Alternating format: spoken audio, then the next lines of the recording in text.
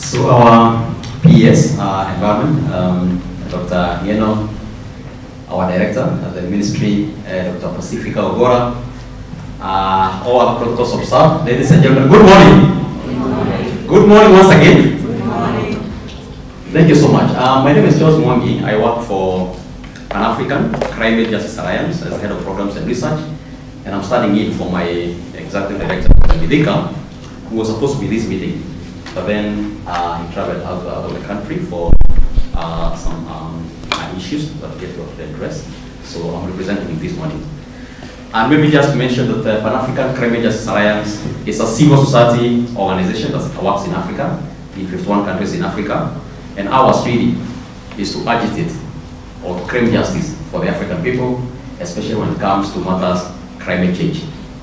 And I must say that we are very much excited to have been invited for this important, conversation, or this important meeting, because we believe that we have several constituencies that are important in the fight against climate justice and for the African people. The first constituency, of course, is the Africa Group of Negotiators. And that is a team, that is the battalion that we said, to go and negotiate on our behalf. When it comes to these international, conferences, where we go there as African people and to call for justice for the African people. But I think the other very important constituency is this constituency seated here, the media. Because I think one of our biggest problem in the continent is that we still have not learned how to tell our story, or we have not told our story, good enough in a way that the world is going to listen to us. Because as we talk about climate change, the first victims that come to the mind of everyone is actually the African people. If you look at the list of least developed countries, and those that are even more vulnerable to the impacts of climate change, it is actually the countries in Africa, in this particular continent. And it is now common knowledge that the continent is only contributing a meager, I think 4%, of the total greenhouse gases emissions. But all the impacts are actually here in the continent, first and foremost. I had a conversation with the former president of Malawi just about 2 weeks ago in Malawi when I went there for a loss and damage conference. And listening to that lady that particular morning, narrating to us how her own husband actually lost the roof of his house, just I think 2 days before we started the conference. She also narrated about a story where a family was actually crashed by a rock, during a cyclone, Freddy. And that family was not even an earth from where they are. So they actually just had a huge rock because nobody really bothered to actually even pick them from where they are. Now these are the stories of loss and damage. Now until we learn how to put, human faces on our stories, the rest of the world might not take us seriously. And that is why it's very, very important to have this conversation, to continue sharpening our journalists. And of course they do great work, but I think we have to continue, sharpening our skills, and actually telling our story in a way that it actually resonates with other people in other parts of the world. I remember there was one person who was being interviewed somewhere, and out of ignorance, he was actually from the West. He could not understand how somebody could sleep hungry.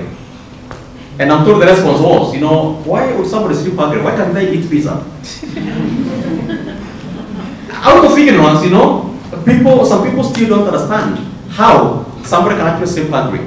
But I think it's our role as journalists to actually communicate our story, put human faces on our story, and support the war against climate change, the war that our people, our governments, and our negotiators are actually pushing through.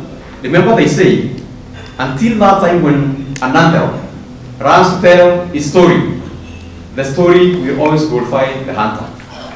So we must tell our own narratives, and those narratives must actually be African-driven narratives, and they must be seen, from how, we look at things. So ladies and gentlemen, we are living in times that are very, very uncertain. Science is telling us that we must cut down our emissions, specifically to tell you, by about 43%, if we are to maintain the 1.5 degree target, by 2030. But she'll also tell you that if all the national determined contribution blueprints that countries have submitted, we are headed on somewhere about 2.7 degree trajectory. But again, we are also saying that Africa already contributes about 4% of total greenhouse gas emissions. So if we are to cut ours by about 4%, what about the next, or the other 10%? of course we know where that emission cut has actually come from. And I think it's important, therefore, as African people to actually stand and also call for accountability, particularly from the countries that are contributing a lot.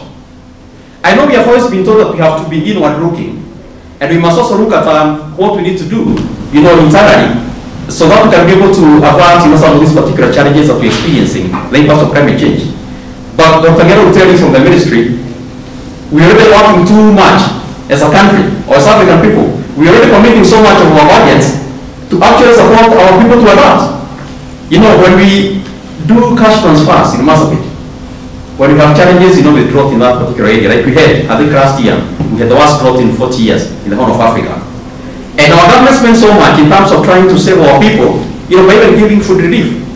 By doing all this, you're actually supporting communities because of the impact of climate change, that they're not responsible. So we're already spending so much in our budgets to support our people to adapt. And therefore, when people tell us to be in our looking, which is a good thing, but we must also push those who are accountable to be able to address those particular challenges that we are experiencing. But again, it's also important how we tell our story. I know we have been talking about mitigation and adaptation. And the narrative out there is that mitigation needs to be put in the forefront. Why? Because it brings, of course, with it, a lot of, private sector investments, and therefore, our partners from the north would find probably mitigation is very, very attractive. And that's why Climate Finance Flow has actually been in favor of mitigation. In fact, 75% of all climate finance coming, through is for mitigation. And it's okay, we need to mitigate. It's important. But we must understand that for Africa, adaptation is the biggest priority. And adaptation leaves us with no choice but to adapt. Because the impacts are already here with us. And like I said, we're already spending so much from our budgets to actually sort out that particular problem that we're experiencing. So how do we tell our story? When others are pushing mitigation, how do we coin our story in a way that people understand why adaptation is the biggest priority for the African continent, for example? We now have this issue of loss and damage, which has been an agenda that we have been pushing so hard. And our African group of negotiators and our governments really put spirited effort to ensure that that agenda was passed so that we have a facility that can actually be able to address the issues of loss and damage being experienced. Just a few days ago, I read from the papers that we have lost at least 10 people who have been accounted for through the floods that happened just the other day. One of them was a police officer.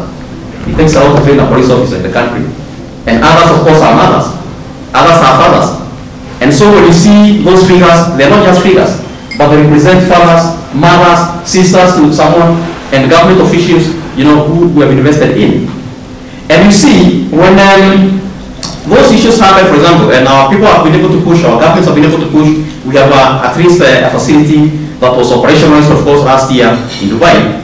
The question is, when you see 700 million US dollars that have been put in that particular kitty, you ask yourself, the former president of Malawi was telling me that Malawi alone needs about 900 million US dollars to deal with the Cyclone Freddy first, the impacts of Cyclone Freddy, because 250 houses were destroyed.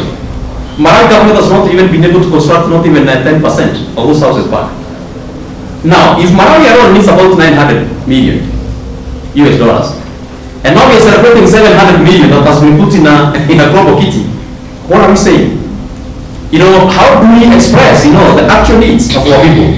Adaptation alone, probably we need more than 340 billion US dollars per year by 2030, if we had to bridge that particular gap. For us at Endowment, I'm sure it's much bigger. Pacifica can probably give us the figures. So how do we continue showing that for sure the resources that are coming through, vis-a-vis, the gap that exists, does not make a lot of sense? How do we bring up that particular story? And that story can only come in if we're able to put, like I said, human face, on the figures of people that have actually died, on communities that are losing their houses, and so on and so forth. And that work is actually put on the shoulders of our journalists. So as Pan-African Climate Change Alliance, we appreciate this invitation. We appreciate GSZ for this invitation, and we are willing and happy to work with you. Of course, we appreciate the role that the journalists actually play. That is why we normally have an award scheme that we call the ACE Awards, Africa Climate Change and Environmental Reporting Awards. which happens, biannually. The last one we did 2 years ago, so we have another one coming this year, which we are hoping to launch at the sidelines of the Climate Change and Development for Africa Conference. So that may happen later in September or August, depending on how the dates are fixed. And we are looking forward to working with you. We have honored journalists in the past. We'll continue honoring them, but across Africa, and it is in all forms, from digital reporting, to TV, to radio, to even social media. Because social media is another avenue that is becoming also very, very attractive in terms of, communicating and disseminating information. So we're looking forward to partnering with you, GSZ and other partners, and of course we've always partnered with the Kenyan government, in those particular processes, so that we can honor our journalists and so that we can continue sharpening the skills of our great journalists in this country and of course in Africa, so that we can tell our story and our own narrative and from our own point of view. So thank you so much for inviting us for this important conversation.